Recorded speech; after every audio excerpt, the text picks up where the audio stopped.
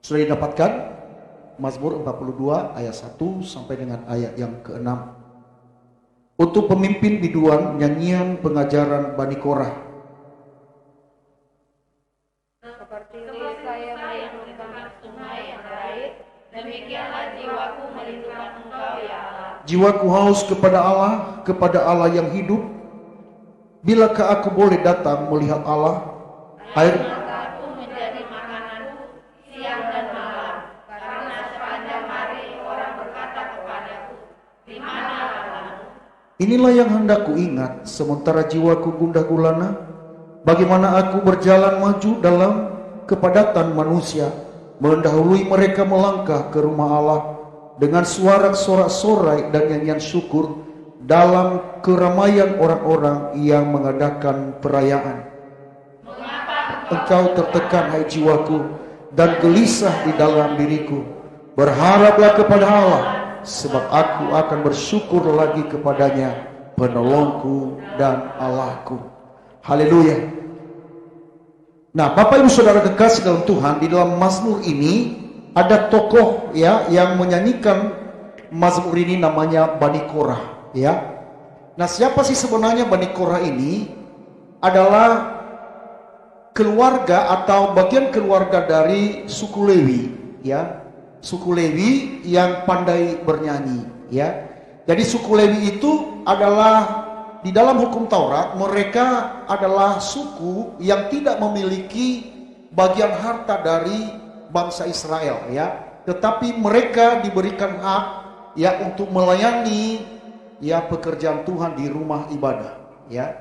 Nah, bagian daripada suku Lewi ini yang suka menyanyi atau yang pintar menyanyi, nah ini adalah bagi apa yang dialami oleh pemazmur ini. Kita lihat di dalam ayat ketiga dikatakan, jiwaku haus kepada Allah yang hidup, bila aku boleh datang melihat Allah. Jadi pemazmur ini memiliki suatu kerinduan atau perasaan di dalam hatinya. Perasaan apa? Yaitu dia haus kepada Allah, menghauskan Tuhan. Itu makanya tema hari ini berbicara tentang menghauskan Tuhan. Dan Bapak Ibu Saudara kekasih dalam Tuhan, menghauskan Tuhan ini adalah sebenarnya suatu keperluan atau kebutuhan kita sebagai orang percaya. Apa sih sebenarnya yang kita hauskan di dalam dunia ini? Apakah kita menghauskan harta? Kita menghauskan uang? Kita menghauskan apa? Tetapi berbeda dengan namanya seorang Bani Korah ini. Dia mengatakan, aku menghauskan Tuhan. Harusnya sebagai orang percaya, menghauskan Tuhan ini adalah merupakan suatu hal yang diperlukan atau dibutuhkan, saudara. Dikatakan, bila aku boleh datang melihat Allah. Dia ingin mengalami Tuhan. Yang dialami oleh Bani Korah ini adalah, pertama, dia menghauskan Tuhan. Dia mau mengalami Tuhan di dalam hidupnya. Dia tidak hanya sekedar dia memiliki agama, dia tidak hanya sekedar untuk datang beribadah, tetapi ada satu hal yang diperlukan oleh Bani Korah ini atau pemazmur ini adalah dia mau mengalami Tuhan secara pribadi. Dikatakan di sana, ya di dalam ayat yang ketiga tadi, bilakah aku boleh datang melihat Allah? Tentu nggak mungkin seseorang melihat Allah karena Allah itu adalah roh. Tetapi yang dimaksudkan di sini adalah dia mau mengalami Tuhan di dalam hidupnya. Sebagai orang percaya dia mau mengalami, bukan hanya sekedar nyanyi, tepuk tangan, lompat-lompat, saudara. Tetapi di dalam ibadah-ibadah, saudara, harus kita memerlukan namanya perjumpaan dengan Tuhan. Yang kedua kita lihat di sini, ya. Bukan hanya dia mengalami Tuhan, tetapi dia ingin berjumpa dengan Tuhan di dalam hadirat Tuhan. Ada suatu keinginan besar di dalam dirinya, saudaraku kekasih dalam Tuhan. Nah, saya nggak tahu sejauh mana sebagai kita orang percaya pada zaman akhir ini, apakah sungguh-sungguh kita juga mengalami seperti apa yang dialami oleh Bani Korah ini? Apakah kita benar-benar sungguh menghauskan Tuhan? Apakah kita rindu untuk mengalami Tuhan secara pribadi? Apakah kita rindu sungguh-sungguh untuk mau berjumpa, perjumpaan kita dengan Tuhan di dalam hadirat Tuhan? Bukankah firman Tuhan mengatakan di dalam ibadah-ibadah ya saudara, yang berkata begini, bahwa 2-3 orang berkumpul di dalam namaku, aku akan hadir di tengah-tengah mereka. Nah, itulah sebabnya di dalam ibadah-ibadah saudaraku kekasih dalam Tuhan, harus benar-benar sungguh-sungguh Bapak, Ibu, menghormati hadirat Tuhan. Nggak boleh asal-asalan. Untuk datang beribadah kepada Tuhan itu tidak hanya asal-asalan, tidak boleh. Harus ada namanya persiapan hati, persiapan perasaan, persiapan pemikiran kita untuk menghanguskan Tuhan. Itu baru disebut dengan ingin mengalami Tuhan, ingin berjumpa dengan Tuhan. Ada suatu nats Alkitab dikatakan berbahagia orang yang menghanguskan Tuhan dalam hidupnya. Dia akan memberikan keselamatan kepada orang-orang yang menghauskannya. Ini sungguh luar biasa. Nah, pemazmur menggambarkan kerinduan hatinya itu kepada Allah di dalam ayat yang kedua. Dikatakan begini, seperti rusa yang merindukan sungai yang berair. Dia menggambarkan bagaimana hatinya itu untuk berjumpa dan mengalami Tuhan. Bisa dikatakan seperti rusa yang merindukan sungai yang berair, demikianlah jiwaku merindukan engkau. Kalau rusa dalam mencari air, dia nggak banyak mikir. Apapun resikonya, pokoknya dia mencari air. Kadang-kala kita banyak hitung-hitungan untuk berjumpa dengan Tuhan, untuk menghauskan Tuhan, saudara. Kita menghauskan Tuhan perlu perhitungan, hitungan ini, hitungan itu. Kalau ada waktu, itu kalau kita beribadah kan kebanyakan ya, kalau ada waktu, kalau tidak ada waktu ya udah. Sebenarnya dalam beribadah itu saudara, kita justru yang menyediakan waktu kita. Bukan waktu yang mengatur kita. Itulah tandanya bahwa kita mau rindu untuk berjumpa dengan Tuhan. Itulah tandanya orang-orang yang menghauskan Tuhan di dalam hidupnya. Dan saya percaya saudara, kalau kita memiliki kehausan itu dalam hati kita, Tuhan Allah yang menciptakan langit bumi serta isinya, dan termasuk hidup saya dan saudara, Dia sanggup tahu kerinduanmu. Dan firman Tuhan berkata, Tuhan tidak akan pernah mengecewakan orang-orang yang mencari Dia. Ada nats Alkitab yang sangat populer bagi kita, ya orang percaya, di dalam Matius pasal 6 ayat 32. Ingatkah itu? Carilah dahulu kerajaan Allah dan kebenarannya, maka semuanya itu akan ditambah. Cari di sini berarti ada suatu perasaan yang mengikutinya. Perasaan apa? Yaitu perasaan yang haus akan Tuhan. Bukan hanya mencari kebenaran, bukan hanya mencari kerajaan Allah, tetapi juga mencari kebenaran Allah di dalamnya.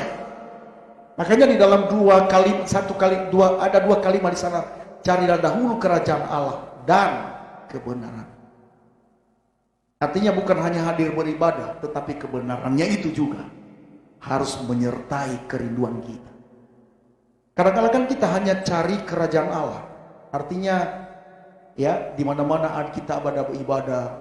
Orang-orang mencari kerajaan Allah itu biasanya di mana ada ibadah dia ada. Ya puji Tuhan untuk itu. Tetapi tanpa ada kebenaran yang kita hauskan di sana, apalah artinya ibadah semacam itu? Tetapi yang benar adalah ibadah yang hidup benar di hadapan Tuhan. Kalau kita cari kerajaannya dan juga kita hidup di dalam kebenarannya.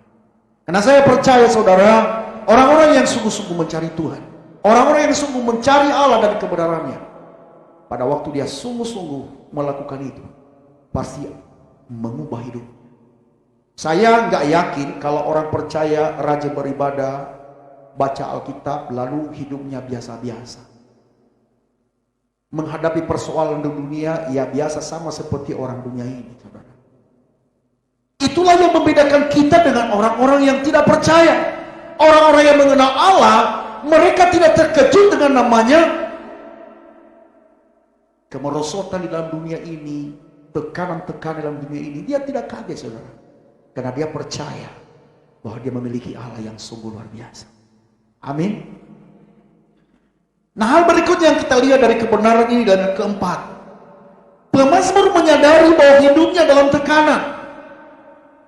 Nah, kita nggak bisa menafikan saudara bahwa pada zaman sekarang ini, apalagi dalam pandemi COVID-19 ini, sedang kita mengalami tekanan yang berat.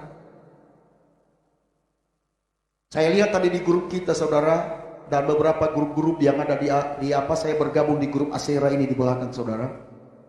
Mereka berkata, sudah berapa bulan kami nggak keluar-keluar. Ada juga yang mengakui ada yang di PHK. Lihat anak-anak kita juga yang tadinya itu kita serahkan kepada guru untuk mengajar anak-anak kita. Sekarang guru hanya menyiarkan lewat Zoom. Sekarang orang tua yang berperan. Makanya saya bilang seharusnya guru membayar orang tua sekarang ini, bukan orang tua yang membayar guru. Iya ya. Ya ada kakak saya di sini guru ya. Nah sekarang orang tua banyak berperan. Saya melihat itu kalau pagi-pagi bagaimana istri saya menyediakan sesuatu, makanan, lingkungan anak-anak, kemudian buku semua. 3 orang anak yang ada di rumah kami, 4 orang. Ya kalau Angel ya kami gak mengawasi lagi lah. Tapi 3 orang anak, ada yang SMA, ada yang 2 orangnya anak SD saudara. Dan mungkin di rumah-rumah kita juga, semua jemaat saya tahu, semua memiliki anak yang masih belajar di SD, SMP, dan SMA. Ada juga yang di perguruan tinggi. Di perguruan tinggi biasanya mereka sudah mandiri, saudara. Ya, tapi yang masih SMA, SMP, SD ini masih perlu pengawasan. Kalau enggak, mereka anggap bahwa sekarang ini lagi libur. Ya, betapa repotnya. Belum lagi hal-hal yang lain yang mungkin mempengaruhi di dalam kehidupan kita. Kita ada di dalam tekanan. Belum lagi suami kita mungkin ada di antara kita yang di PHK atau dipotong gajinya yang tadinya 100%, tetapi dengan semasa pandemi ini dipotong 25%, ada yang dipotong 50%. Saya pernah dengar kepada jemaat saudara. Yang tadinya yang mungkin kita bisa sering memakan bakso setiap sore, tetapi dengan pandemi ini dipotong gaji ya oleh perusahaan. Akhirnya kita mengikat leher saudara. Mengikat leher dalam arti ini apa? Mengikat pinggang, bukan maaf, bukan mengikat leher mati ya. Mengikat pinggang maksud saya saudara ya. Jangan salah paham ya. Ya, mengikat pinggang. Semuanya serba dihemat. Nah ini pun juga ada tekanan. Tetapi tidak seberat apa yang dialami oleh pemazmur ini. Kita lihat di dalam ayat yang keempat. Boleh ya, kita lihat di dalam yang keempat. Saya baca ayat keempat, dikatakan begini. Air mataku menjadi makananku siang dan malam. Karena sepanjang hari orang berkata kepadaku, di mana Allahmu? Perhatikan di sini. Siang malam makananku adalah apa? Air mataku. Ini saya nggak tahu di antara jemaat warga GBI Kota Daud, apakah siang malam ada yang menangis terus? Mungkin saya percaya tidak ada yang menangis terus. Tidak ada yang mengatakan makananku siang dan malam adalah air mata. Tekanan itu bisa datang dari lingkungan kita. Di mana Allahmu? Apalagi kita hidup di dalam minoritas saudara. Mungkin ada itu tekanan. Setiap hari datang ke gereja. Setiap hari bleskom, setiap hari doa, doa ini, doa itu. Mana? Jangankan orang-orang yang tidak seiman dengan kita, orang yang seiman aja sama kita loh saudara. Kalau belum dia sungguh-sungguh kepada Tuhan, bisa saja ini. Ada pertanyaan begini. Mana rajin ke gereja? Ini tekanan ini pasti kita alami. Mungkin ada di antara kita yang mengalami hal demikian saudara. Dan ini juga dialami oleh pemazmur ini. Di mana Allahmu? Di mana kuasa Allahmu itu?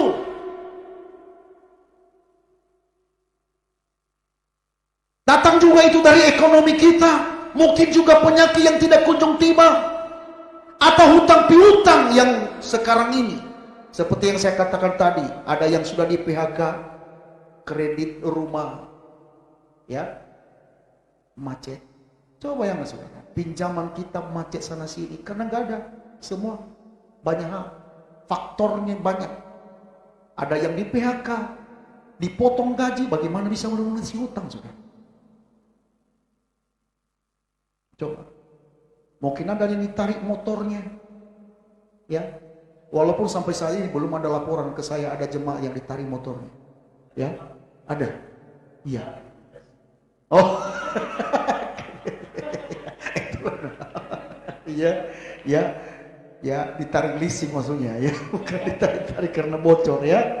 Ya. Nah, ini tekanan ini bisa saja di antara kita alami hal demikian. Nah, ini juga dialami oleh pemazmur. Setiap hari air mataku setiap siang dan malam, ya, itulah kemakananku. Orang berkata kepadaku, di mana Allah? Penyakit yang tidak kunjung tiba. Coba bayangkan saudara, sering kita doakan, Tuhan tolong. Tolong Tuhan.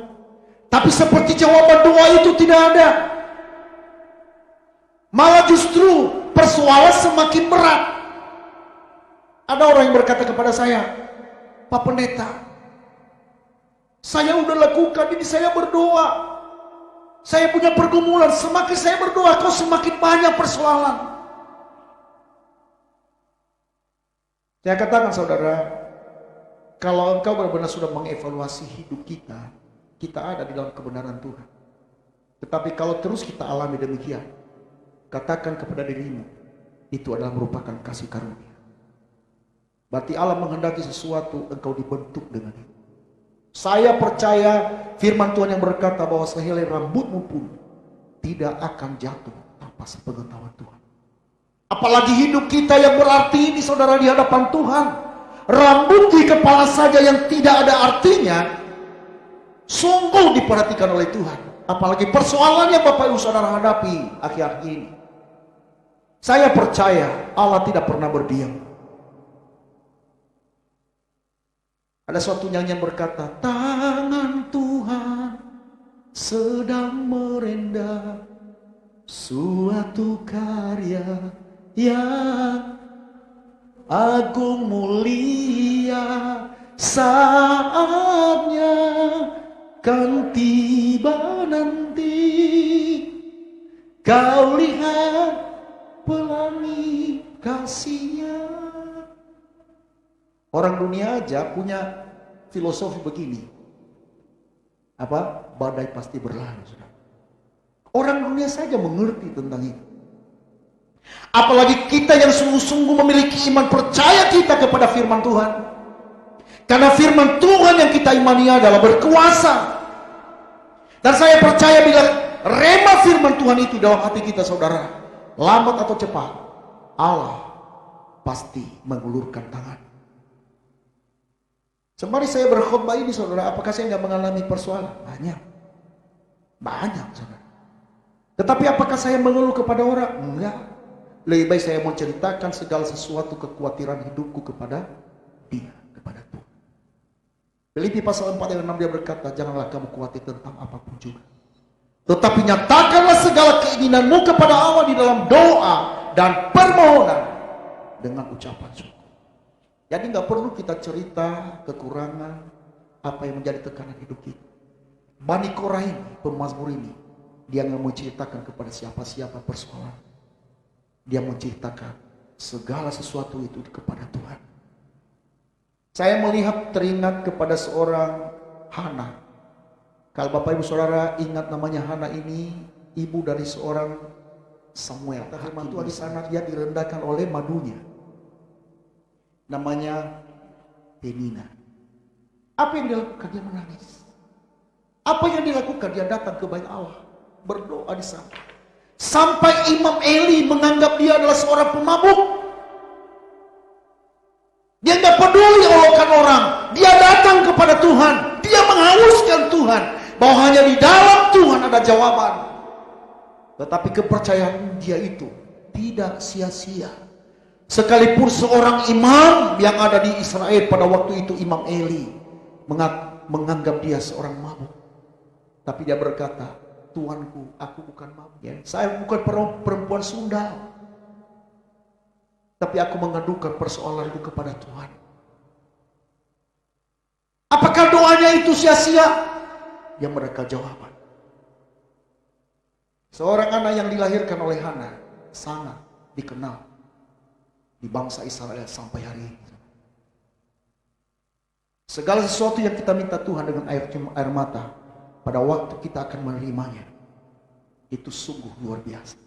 Makanya firman Tuhan mengatakan, penderitaan yang kita alami sekarang ini tidak sebanding dengan kemuliaan yang akan dinyatakan kepada kita. Makanya kita harus bersabar menantikan Tuhan. Nantikan Tuhan.